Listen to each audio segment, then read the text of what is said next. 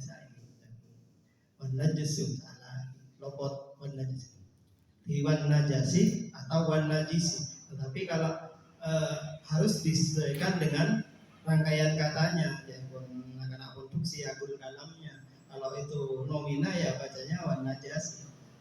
Tapi sekedar tambahan pengetahuan gramatika Arab di sekolah. Najis yang dimaksud adalah najis alladzi la yu'fa anhu fi thawbin wa badanin wa makanin. Jadi najis yang tidak dimakfu baik di pakaian, badan ataupun makanan. Jadi mengecualikan najis yang dimakfu dikit.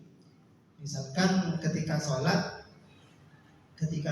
tangan kita mengalirkan darah, entah karena loka karena apa gitu, maka kayak itu masuk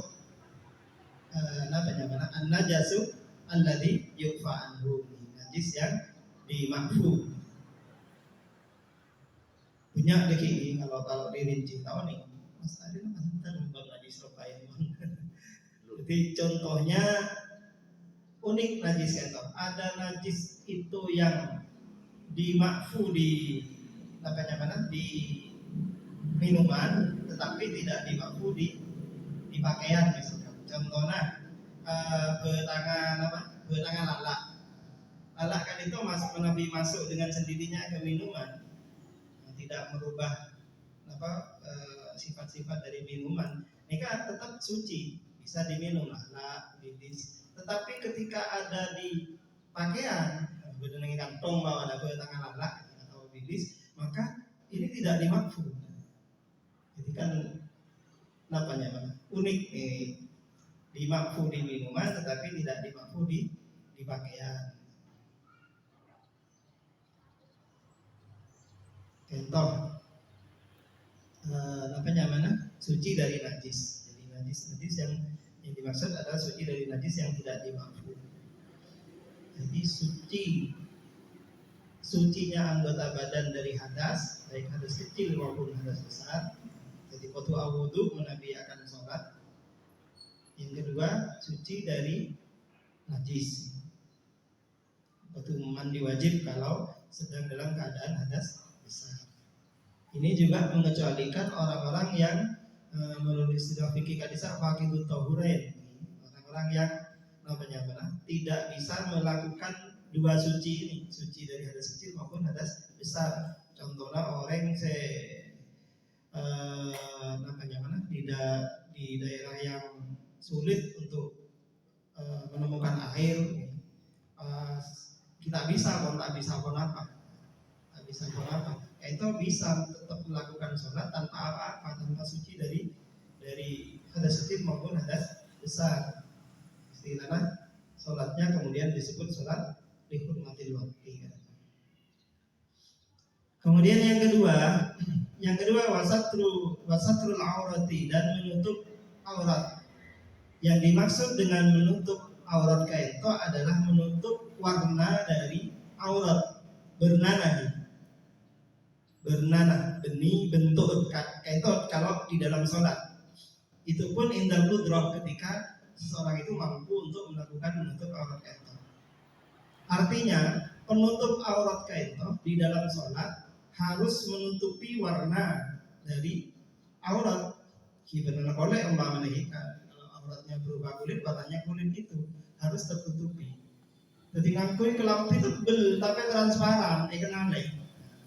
Kelampi kain kacau,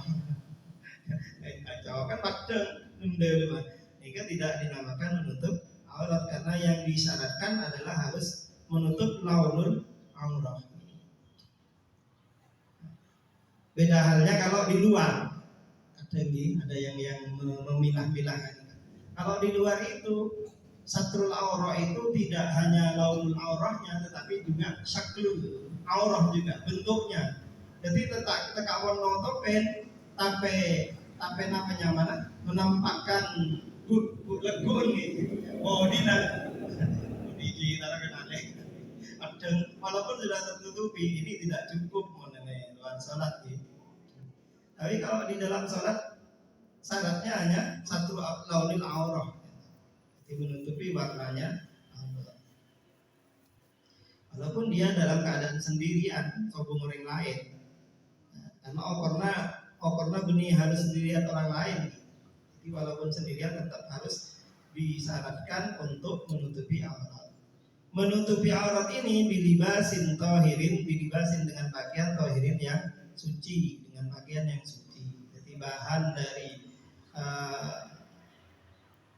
penutup auratnya adalah sesuatu yang suci, tidak dihukumi najis.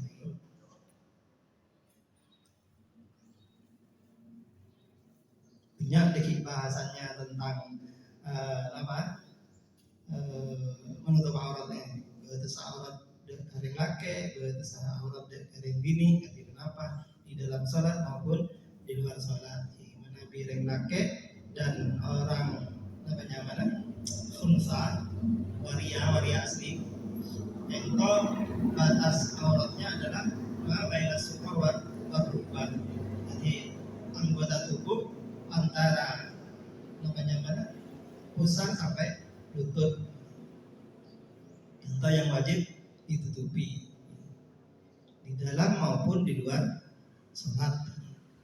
Sedangkan untuk wanita, gentoh auratnya adalah seluruh tubuh kecuali wajah dan kedua telapak tangannya. Itu di dalam sholat. Jadi wajah yang boleh tidak tertutup, kemudian dua telapak tangan. Luar dalam nggak lagi, baik punggung maupun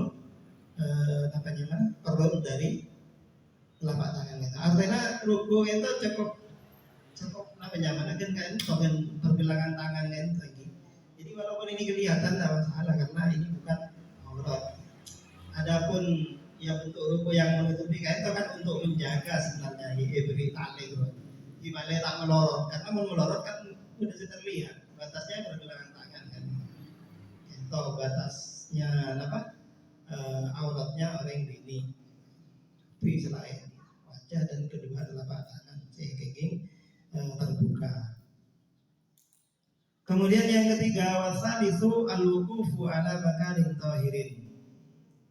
Yang ketiga syarat sah salat adalah al-wuquf, berdiam atau bertempat ala makanin, atas tempat tahirin yang suci. Tempat yang kita melakukan sholat di dalamnya ini harus suci juga.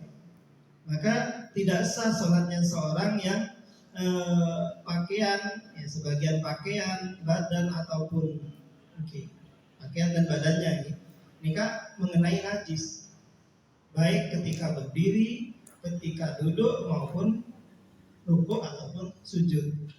Jadi saya maksud kontesut CK itu adalah bagian yang menyentuh tempat yang menyentuh tubuh atau pakaian kita.